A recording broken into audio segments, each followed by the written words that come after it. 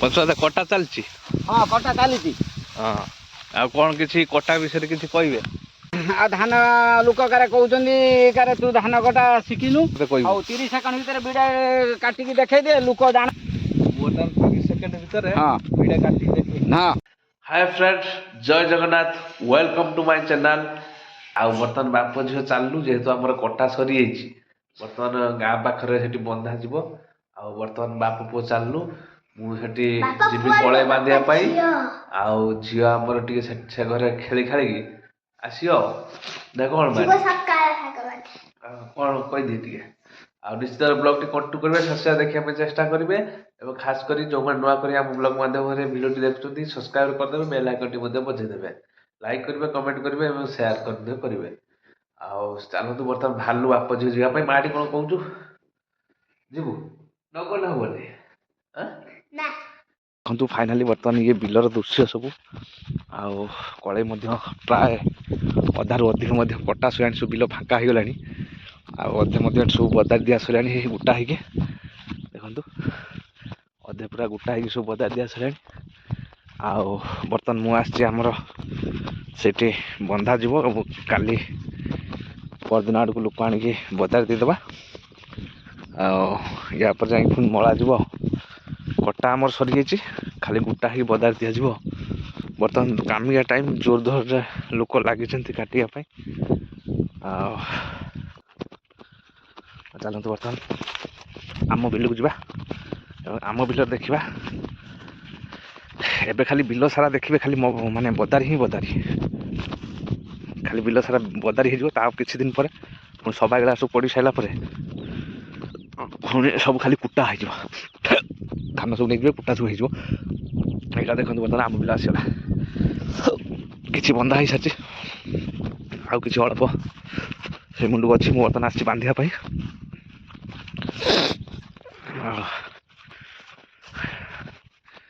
ଏଇଟା ଥିଲା ଆମ ଗାଁର ଦୃଶ୍ୟ। ବର୍ତ୍ତମାନ ସମୟ ପାଖାପାଖି 9:30। ଆଉ ସମସ୍ତେ ମଧ୍ୟ ପାଖାପାଖି ଖାଇସାରିଲେଣି। ଆମର ପଞ୍ଚୁଆଦା ମଧ୍ୟ ଖାଇସାରିଲେଣି। ଆଉ ଦେଖନ୍ତୁ ପାଖାପାଖି 60% ବିଲ, 60-70% ବିଲ ସବୁ କଟା ସରିଛି। ଏବେ ଖାଲି ବାନ୍ଧିବେ ଆଉ ବଦାରି ଦେବେ। ଆଉ ବଦାରି ମଧ୍ୟ କିଛି ବସିଗଲାଣି 10%। ଆଉ ଏଇଭଳି ବର୍ତ୍ତମାନ ସବୁ ଲୋକ ବର୍ତ୍ତମାନ ବିଲରେ, ବର୍ତ୍ତମାନ ଗାଁରେ କେହି ନାହାନ୍ତି, ସବୁ ବିଲରେ। ସେଇଟା ହେଉଛି ଆମ ଗାଁର ଦୃଶ୍ୟ। ଆଉ ବର୍ତ୍ତମାନ ମୁଁ ପଳେଇ ଆସିଛି 1.5 କିଲୋମିଟର ପାଖାପାଖି ଆମ ବିଲକୁ, ଯେଉଁଠି ମୁଁ ବାନ୍ଧିବା ପାଇଁ ବର୍ତ୍ତମାନ ଆସିଛି। ଗ୍ଲୋଭ୍ସ ମଧ୍ୟ ନେଇକି ଆସିଛି, ବନ୍ଧାଯିବ। ଆଉ ବର୍ତ୍ତମାନ ଦେଖନ୍ତୁ ଗ୍ଲୋଭ୍ସ ନେଇକି ମଧ୍ୟ ଆସିଛି, କାହିଁକିନା ଆମର ବର୍ତ୍ତମାନ କଳେଇ ବନ୍ଧା ଯିବ।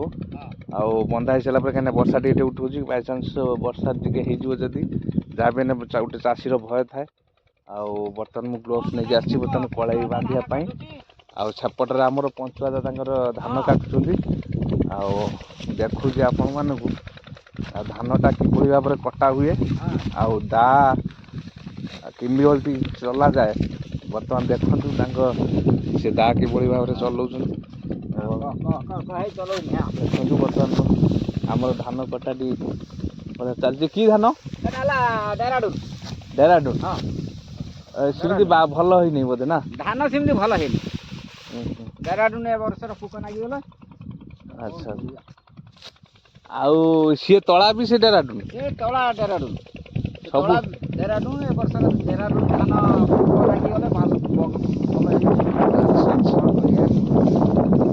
ଆଉ ଡେରାଡୁନ ଟିକେ ଏଥର ଖରାପ ଅଛି, ଭଲ ଧାନ ହେଇନି। ନହେଲେ ଆଉ ସବୁ ଧାନ ଭଲ ହେଇଛି, କେବଳ ଡେରାଡୁନ ଟିକେ ପୋକ ଲାଗିଯାଇଛି। ଆଉ ପଞ୍ଚୁଆଦା କଟା ଚାଲିଛି?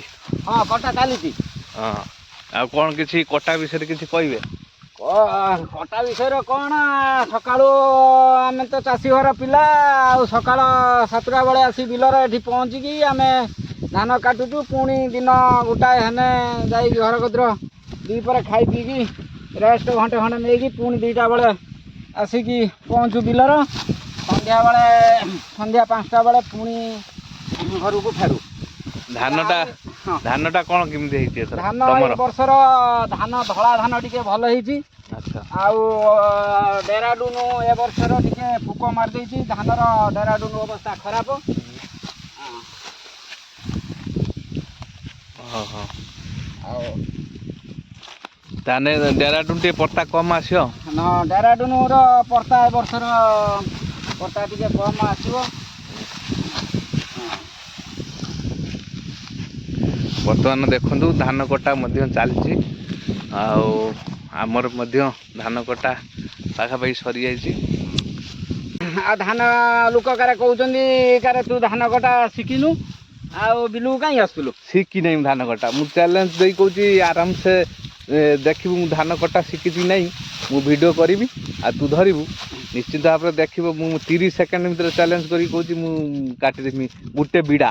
ହଉ ହଉ ହଉ ଟିକେ ଦେଖେଇଦେଲୁ ଲୋକ ଟିକେ ଦେଖେଇ ହଉ ଠିକ୍ ଅଛି, ତୁ ଏ ବିଡ଼ା ପୁରା ହଁ ମୁଁ 30 ସେକେଣ୍ଡ ଭିତରେ ଯଦି ନ ଦେଖେଇମି ତାହେଲେ ମୋତେ କହିବୁ। ହଉ 30 ସେକେଣ୍ଡ ଭିତରେ ବିଡ଼ା କାଟିକି ଦେଖେଇ ଦେ, ଲୋକ ଜାଣନ୍ତୁ ଯେ କି ହଁ ଦୀପୁନା କାମ ଶିଖୁଛୁ। ଲୋକ କାହିଁ ତତେ ଖେସା କରୁଛନ୍ତି ଯେ କି ଦୀପୁନା ଜମା କାମ ଶିଖିନି।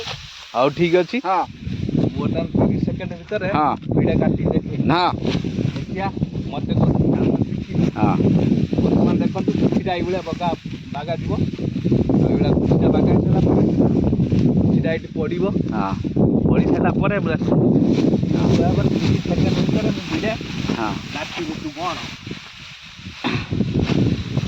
2 3 4 5 7 8 ଟାଇମ୍ 9 କ'ଣ 10 ଦେଖ 11 30 12 ସେକେଣ୍ଡ ଭିତରେ କାଟିବି କି 13 ନାହିଁ 14 16 17 20 ହେଲା କ'ଣ?